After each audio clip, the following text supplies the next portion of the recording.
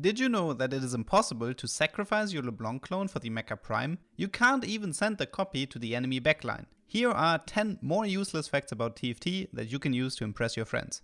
But just before we get started, I'm willing to bet that you can subscribe to this channel before this Mecha Mordekaiser 3-star is able to clear the board. Are you ready? Go. Zip. Did you make it? Well, even if you didn't, I appreciate your support. Let's get going. If you played during patch 13.1a,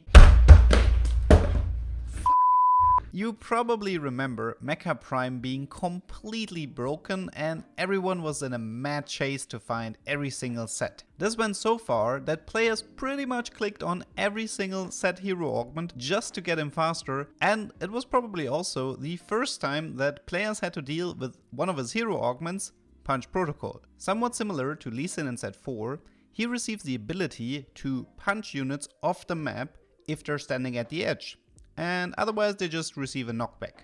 But unlike Lee Sin, he has like this really large mana pool, so you almost never see this effect occur, but here's a neat little interaction you probably didn't know about. Starting with stage 4, you are facing the big threat monsters in PvE rounds like Aurelion, Zac or Urgot. These PvE monsters are not CC immune, which allows Zed to punch them off the map. Back in the day, with Lee Sin in set 4 and Yasuo in set 7, these execute effects sometimes cause an issue with you not receiving any loot orbs. But thankfully in set 8, you don't have to worry about this. If you punch them off your board, you will still receive everything. It also has the great side effect of looking extremely sweet. Double Trouble is a super interesting augment with tons of hidden interactions. If you play 2 of the same unit, they will receive a considerable combat buff, but this can create a problem if you want to upgrade your unit to 3-star. Once a unit is 3-star, you can't find it anymore in your shop, so in theory, you would never be able to buff it again. For this reason, Riot implemented the following mechanic. When you upgrade a unit to 3-star, you receive an orb with a 2-star version of that unit, so you can keep using the augment properly. Something important to remember is that this interaction also works retroactively, meaning if you have a 3-star unit before selecting the augment, you will receive an orb as well. So far, so good. But this is not cool enough to make it for this video. No. We have to go a bit more crazy for that. Introducing the prismatic augment Woodland Charm. This augment will create a copy of your healthiest unit, which is super useful in this case because the Woodland Charm is treated as a unit and will end up counting for the Double Trouble buff. And now it gets interesting. What if we have a 3-star unit that gets copied by Woodland Charm, and then we select Double Trouble in stage 3-2 to get one of these retroactive orbs? Well, it turns out that our Woodland copy is foolproof and we receive 2 orbs instead of 1. Keep in mind this only works once. You can't reset Woodland Charm to keep creating new orbs. Is this useful? Oh god no. But it is a great way to flex on your opponents. Now this whole talk about Double Trouble also opened up a new question we have to ask ourselves. Where do the units from the additional orb even come from? Do they get pulled straight from the pool? Or is it possible for the orb to be empty if not enough units are available? Lucky for us, there is a pretty easy test that you can run. All you need is Double Trouble and a 3-star legendary unit.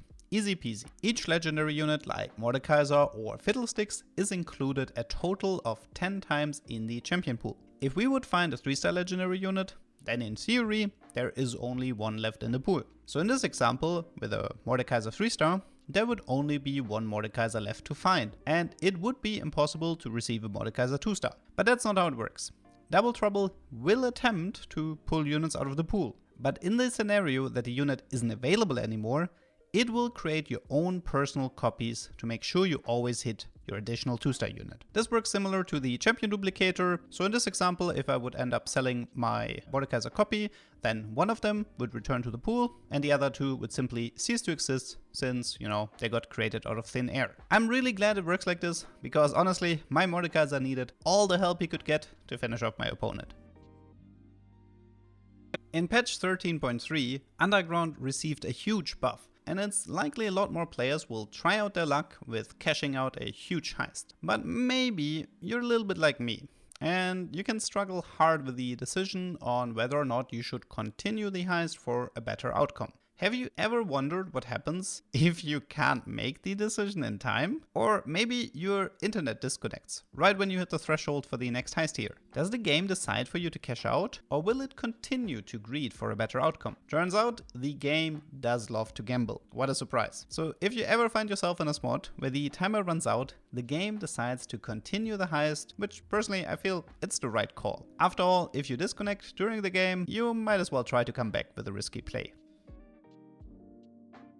Personally, I think we can all agree that economy augments in Stage 2.1 are kind of broken. Starting your game with Rich Get Richer, Three's a Company or Windfall just allows you to build up a crazy economy extremely fast, which you can use to power level or, just roll to your heart's content. Especially Three's a Company is usually a great choice, since you can decide to keep your tier 3 units or just sell them all for 12 gold and start collecting interest. But this is not the only option we have available. Let's take a closer look at a very similar augment called True Twos. This augment will give you both an upgraded tier 1 and tier 2 unit. Oftentimes this is quite powerful and you can utilize the upgraded units to try to go for a win streak. Other times you might find yourself with a Jinx 2-star and ask yourself, why is this unit considered tier 2? Selling her will only grant you 5 gold, but we are greedy and we don't want to take any chances. This is why before picking up the orb from True Twos, we will fill up our entire bench with units. Afterwards, we run into the orbs, and because we have no space for the units, we prevent the auto-combine from happening, and all of them will transform into gold. This results in us receiving 9 gold instead of 8, and as long as we tell ourselves that we would have gotten garbage anyways, we can sleep well knowing we have 1 gold more that we wouldn't have otherwise. I feel like a lot of the facts I've talked about don't really apply very often, so let's talk about an everyday problem you have to face. Don't you just hate it when the first carousel has a tactician's crown on every unit and you would like to play that unit until the end? Or maybe you took a useful unit with a spatula from a carousel to build a tactician's crown, but you actually don't want to sell that unit and in fact you would love to get rid of the item. Thankfully, there is an easy solution for our problem. I mean, of course, you could just use a magnetic remover or put the unit on the bench before upgrading, but those are all boring solutions. Instead, we are going to utilize a mechanic that probably 99.9% of all players don't know about, using a Reforger. Now, wait a minute, you can use a Reforger on a Tactician's Crown? Well, no, you can't. In fact, if you try it, the Reforger will simply bounce off. However, if we're a little bit sneaky and we add a component or an item to the unit with the Tactician's Crown, and then use the Reforger, the item we put on the unit will get reforged, while the Tactician's Crown smoothly drops onto your item bench. Now we can itemize our unit however we want, without having to sell it, or do any other shenanigans. Definitely good to know.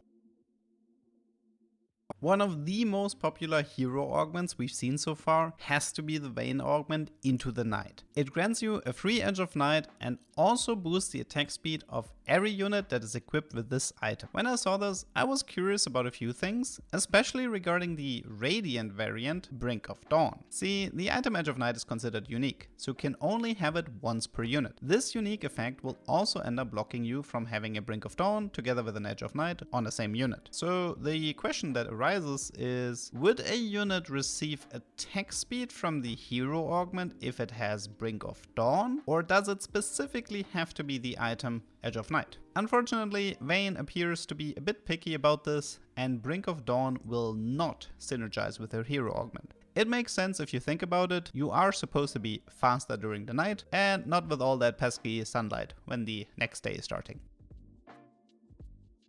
You might not be aware of this, but it is possible in TFT to destroy or lose your own items. The most famous example was back in set 6, when the scrap trade decided to upgrade one of your components forever. Once this bug happened, you were pretty much never allowed to upgrade or sell that unit, or the component would be lost forever. A tear shed for every Aurelia player back then. But I'm not here to talk about history. We want to get rid of our items in set 8, and lucky for us, there is an easy way, at least for emblems. Right now we have 2 transforming effects in the game, one from the augment Recombobulator and the other from the augment Pandora's Bench. Normally transforming units is not going to do them any harm, but there is a bugged interaction with emblems. Let's say I have a Janna with a Renegade emblem and I want to transform her into a different legendary. If she transforms into a Nunu or a Syndra, then there is no problem. But what happens if she transforms into a Leona? Leona is already a renegade unit, so what you would expect to happen is that the emblem would pop off, right? Well, guess again. Because the game gets really confused if this happens and it decides to eat your emblem. That item is gone and it will never appear again. So if you're ever in a spot where you want to select Recombobulator or reroll a unit with Pandora's Bench that has an emblem, you might want to reconsider. The Prismatic Augment High Roller grants you 3 loaded dice. This is a neat consumable that you can use on a unit, and it will grant you a shop based on your current level and the traits of the unit that you used it on. But what happens if the shop is impossible? Let's say we find the augment in stage 2-1 and just by coincidence we also found a threat unit in an orb that we received from the previous PvE round. Now currently we are level 3, which means we have a 0% chance at receiving tier 3 units in our shop. This can create a problem because there are no tier 1 or tier 2 threat units.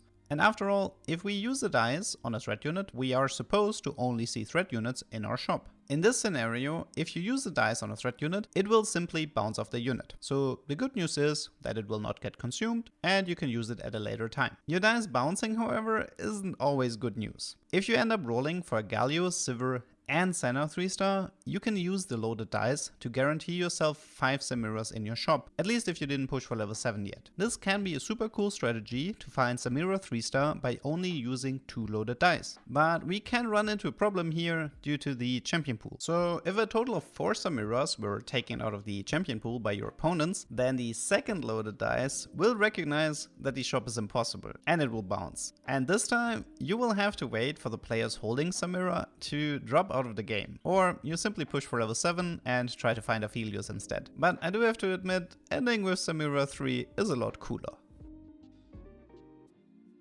If you ever played a few games of Set 8, you've probably seen Hackerim a few times. He's a unit that spawns from activating the Hacker trait that is capable of transporting one of your units to the enemy backline. Now I'll be honest, if I go over everything wrong with this interaction, then I think we would be sitting here all day. But there's one interaction that is so unbelievably useless, I just have to show it. For this, we need our good friend Zed. He is not a unit that tends to take a lot of mana items. I would say he would prefer Edge of Night, usually coupled with a bunch of damage or sustain items. But you know, it's not that unusual to give him a Hand of Justice. And maybe, just maybe, you selected the Edmund that granted your team starting mana. Combine the two and you will regret it very fast. It turns out that if Zed starts with full mana, he will lock onto the enemy frontline. This means he gets transported into the backline and proceeds to ult immediately back to his initial target in the first row, making this whole trip pointless. Unless of course you wanted him to ult the enemy frontline. I don't know why you would, but if you can come up with a reason why this is a good play, feel free to let me know in the comments. Well, this concludes my list. Which fact was your personal favorite? And which one did you feel was the most useless? Let me know in the comments. I hope you learned something and see you next time.